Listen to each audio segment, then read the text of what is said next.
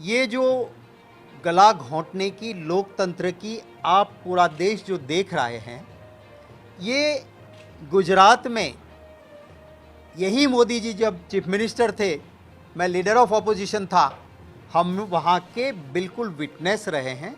इसी तरह से लोकतंत्र का गला घोंटा जाता था। आज जो गुजरात, जहाँ से first speaker of Lok Sabha Mavalankar ji आते थे, उस मावलंकर जी ने खुद अपने पैसे दिए और उसके बाद हर सरकार फंड देती थी और मावलंकर ब्यूरो चलता था विधायकों मंत्रियों की ट्रेनिंग का। मोदी जी बने मुख्यमंत्री, उस मावलंकर ब्यूरो को ख़त्म कर दिया, लोकतंत्र की ट्रेनिंग का गला घोंट दिया। और आज आप देखें तो आंदोलन करना वो संवैधानिक अधिकार है, फिर भी वहाँ पे वो आंदोलन जीवी वर्ड ला के लोगों को मजाक बना रहे थे। लोकतंत्र में जुमला देना वो जायज़ नहीं है।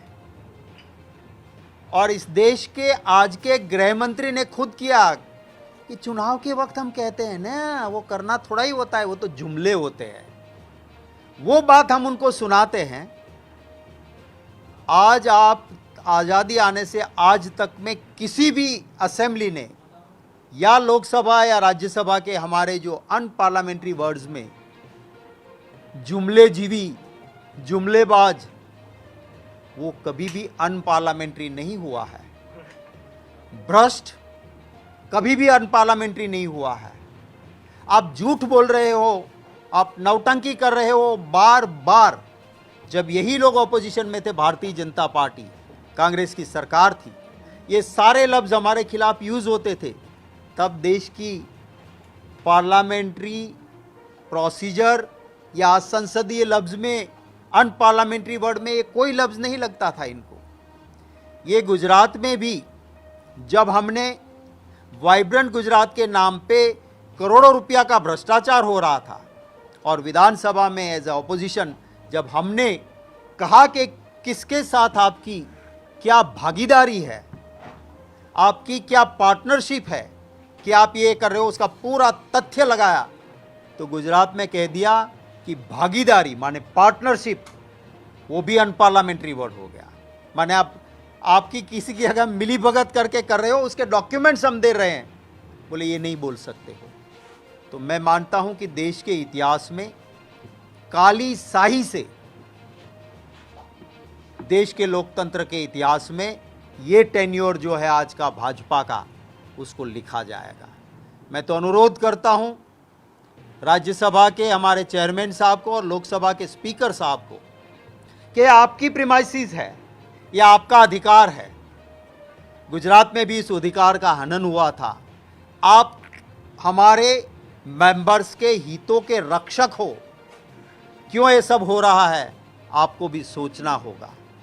अनपार्लियामेंट्री वर्ड के लिए आज तक का इतिहास में कभी भी जो लफ्ज़ नहीं आ सकते थे, वो डाल के ये देश में जिस तरह से गुंडागिर्दी कर रहे हैं, जिस तरह से भ्रष्ट होकर लूट रहे हैं, अनपार्लियामेंट्री शब्द इस्तेमाल कर रहे हैं। हाँ ये कर रहे हैं ये। और मैं पार्लियामेंट से बाहर मेरे बोलने का अधिकार वो नहीं छीन सकते हैं। और यही हाउस के अंदर हमें पार्लियामेंट्री लैंग्वेज में जब कहते हैं, वो आज तक जायज़ था, हम कहते थे। आज उन लफ्ज़ों को भी बंद करना इस देश के लोकतंत्र का अपमान है।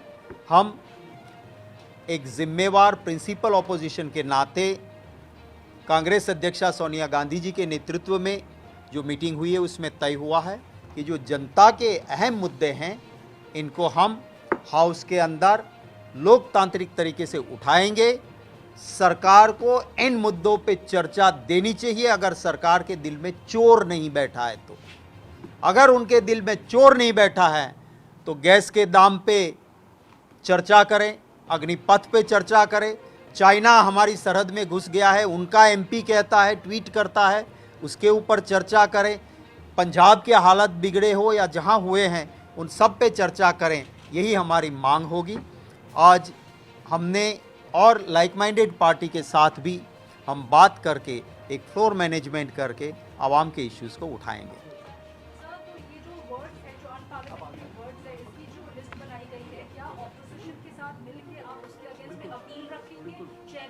स्पीकर के सामने ताकि रिकंसिडर किया जाए? देखिए, पहली बात तो ये है कि जब भी ऐसी चीज़ें होती है तो उसके लिए बाकायदा सभी पार्टी के साथ मशवरा होता है। मैं गुजरात से आता हूँ, गुजरात की ये परंपरा रही थी कि अगर असेंबली के कानून में भी कोई बदलाव करना है तो पहले सभी पार्टी के लीडर्स के साथ बात होती थी, स्पीकर बुलाते थे, उसके बाद वो रूल्स कमेटी को जाता था, और अगर यूनेनिमिटी नहीं होती थी, माने एक भी मेंबर कहता था कि नहीं ये बदलाव नहीं हो सकता है, तो नहीं होता था। अनपार्लियामेंट्री वर्ड्स भी उसी तरह से तय होते थे। किसी को ख्वाब आ गया कि अब ये जुमलेबाज साबित हो गए देश में, तो आप जुमलेबाज अंदर नहीं कह सकते हो, ऐसे नहीं होता है। हमने अनुरोध ये पब्लिक प्लेटफॉर्म से भी कर रहे हैं, और जैसा कि हमारे मुख्य सचेतक जी ने कहा, हम ऑफिशियल भी चेयरमैन साहब को और स्पीकर साहब को ये ज़रूर गुजारिश करेंगे कि ये परंपरा नहीं है। हमारे चैनल को लाइक, शेयर और सब्सक्राइब जरूर करें और नई अपडेट्स के लिए बेल आइकन दबाना ना भूलें।